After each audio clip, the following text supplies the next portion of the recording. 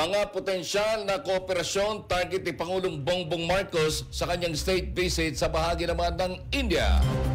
Mabati sa balita sa Abante reporter Eileen Taliping. Abante Rasyo Live Report. Eileen?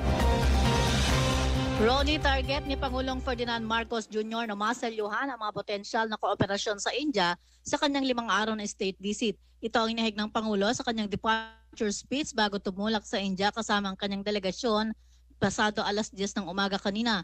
Ayon sa Pangulo, maraming potensyal na kooperasyon sa India na parehong pakikinabangan ng dalawang bansa.